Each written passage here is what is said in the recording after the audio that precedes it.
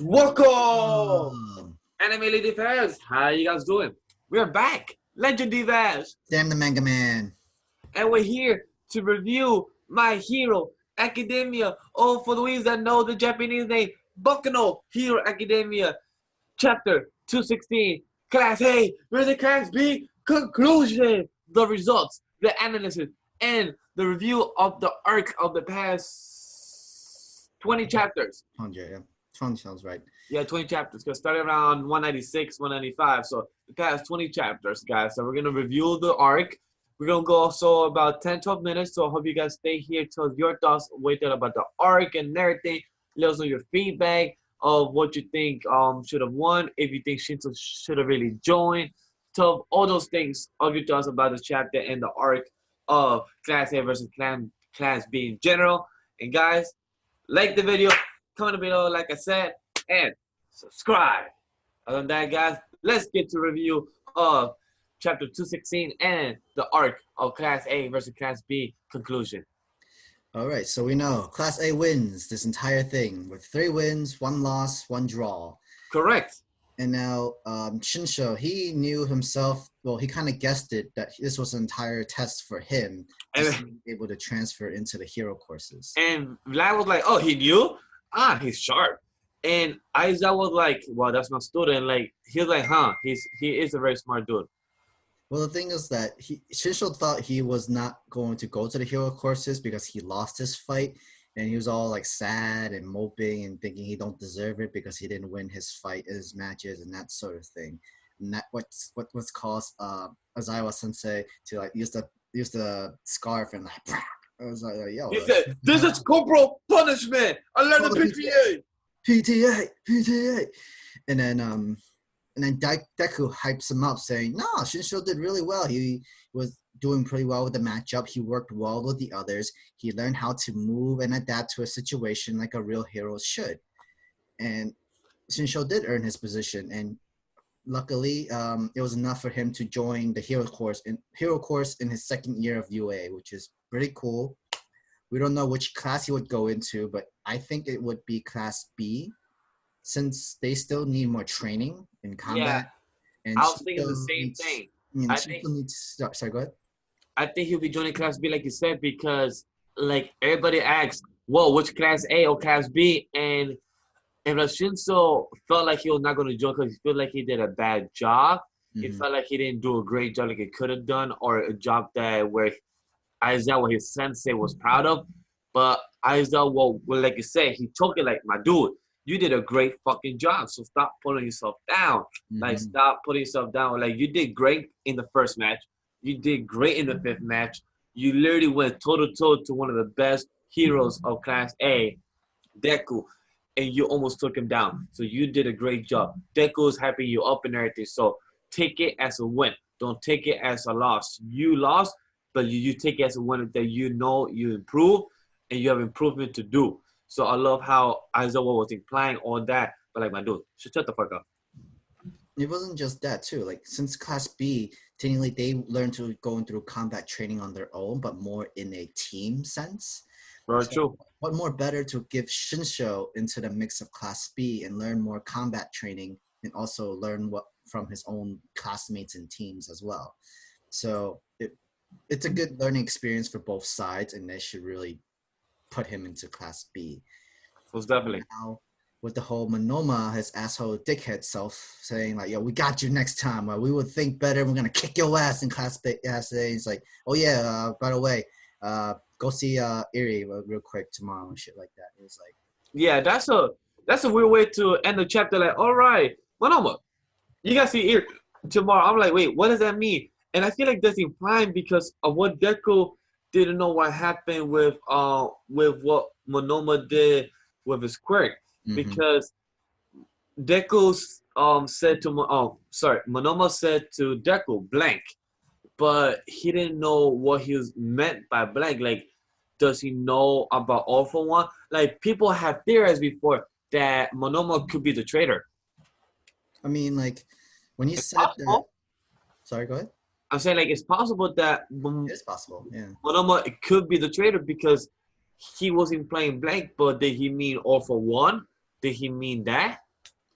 Well, remember Midoriya, he was quirkless in the beginning. Maybe with Monoma's quirk copy ability, you could only copy the origin of a person's quirk, meaning Deku was quirkless. So this entire time he was copying nothing from Deku because the one for all was inherited, remember?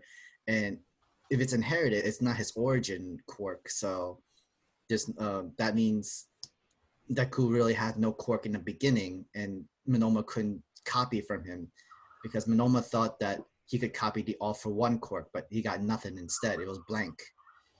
So that is another theory. That's what I believe. And cool thing about Monoma is his copy quirk, and it could be a real threat for any opponent. But Definitely is. the thing is, being able to, and I'm guessing they're leading this to the new arc of Monoma copying Aries arc. That way, Monoma is able to go back in time situation like that, and maybe the teachers want to test out and see if Monoma can copy Aries' ability and be able to control it better than Eri can, because we know Eri has no control of her powers, and Yes, no control. it's fucking powerful. Going back in time all the way to like before you even been born, that means you disappear in general. Yeah, it's technically OP. So like now we're thinking they're letting Monoma, who can copy the abilities for 5 minutes, and he can copy other quirks too. Now we're trying to see if Monoma can copy the ability and control it better. And if he can, it would help Marino or like other people that had lost their quirks to go back in time and give them their quirks back because it goes back to their origin, their main point. Agreed, because with that, it shows that how much Monoma could be useful. Instead of him talking all the bullshit he talks, actually maybe he could do the walk. If he could actually use Erie's quirk, like you said, and save what's his name? I just lost his name.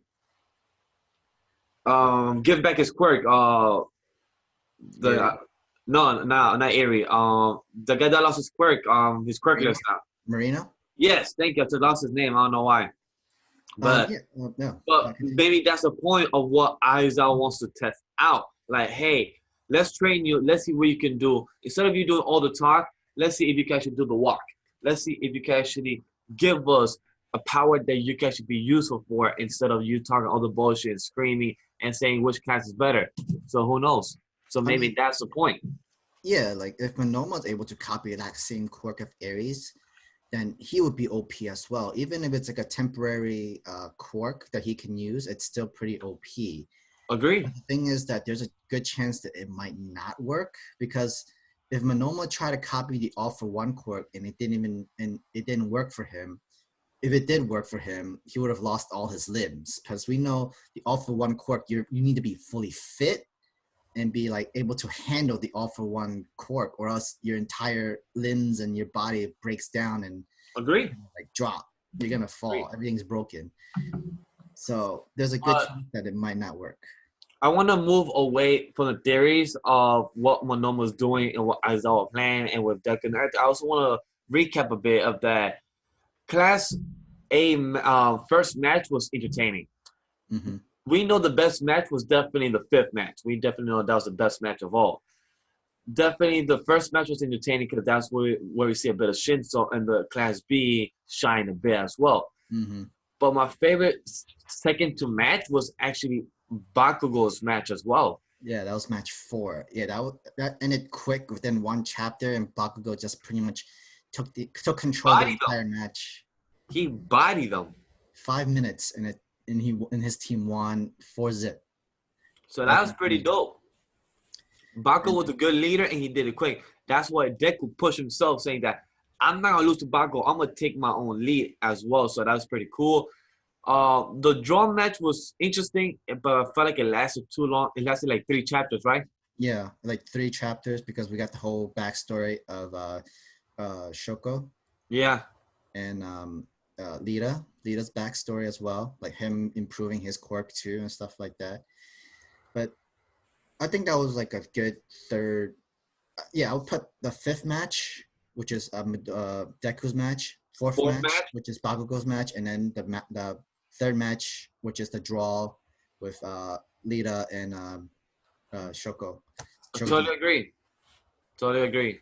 But yeah, Uh, throughout this entire arc, I could see why people were kind of bored with it because it was going a little slow most chapters, and it was kind of doing that. But it really wasn't too bad though. It gave everybody a good idea of both Class A and Class B agree.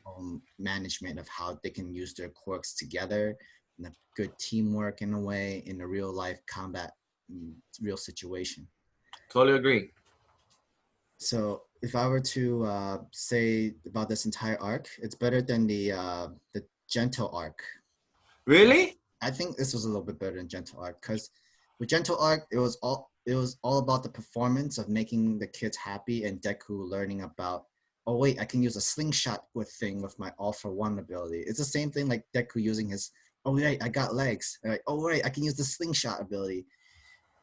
And yeah, that's what I kind of think. So this was more of an improvement. This is more of a class character build instead of. I agree. This was a more of an overall instead of Deku going to the park and to buy last minute Mhm. supplies and everything. So I do agree about that. I mean, like, I'm not trying to say that Gentle arc was one dimensional because we also learned a story about Gentle and his backstory and how he had the struggles of not being able to pass as the hero and stuff like that. Oh yeah, But I think this was a lot much better, mainly because we have all the students in their development of character build.